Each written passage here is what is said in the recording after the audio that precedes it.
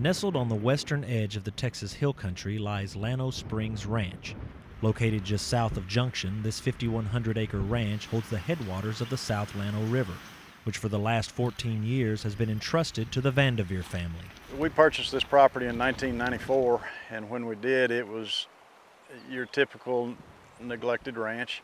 It had been overgrazed and overhunted for many years. There'd been no effort at brush control. The ranch was infested with cedar to the probably 95% degree, and we set out to correct those past sins. Sins that Tom Vandivier and his sister Ann Broadnack soon learned would be harder to purge than expected. But this family's love of the land is not new.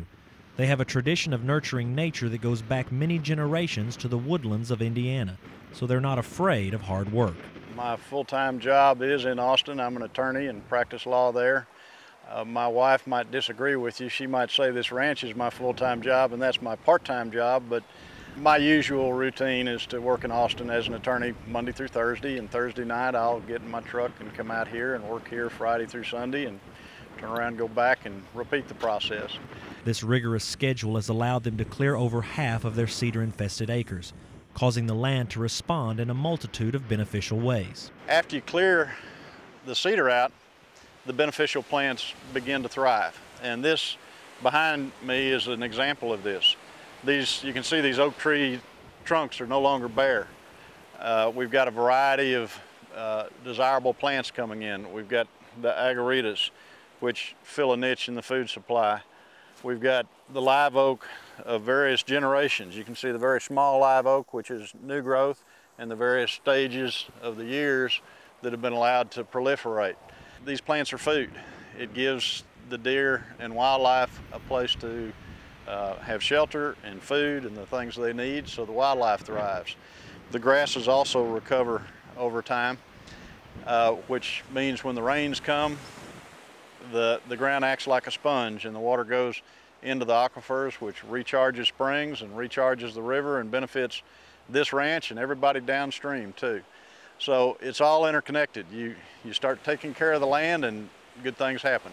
Good things not only for the land, but for the Vandiviers as well. This ranch is profitable. That was a goal of ours. We did not want to feed this ranch out of our pockets. It was important to us financially that this piece of property support itself, and it does. A big help to this ranch's profitability are cost-share grants through the Environmental Quality Incentive Program. The Vandiviers found this land enhancement program works well if they do most of the work themselves. But the ranch's primary source of income is a trophy deer and exotic hunting operation. When we first got here, this would be a classic example of a stunted type antler on a typical hill country buck in those conditions. Through the work we've done, we're now creating deer like this. This labor of love for the land was recognized this year by Texas Parks and Wildlife with the Leopold Conservation Award for Texas, part of the department's Lone Star Land Steward Awards program. But the greatest reward for this family is how the land has brought together several generations of Vandiviers for one common goal.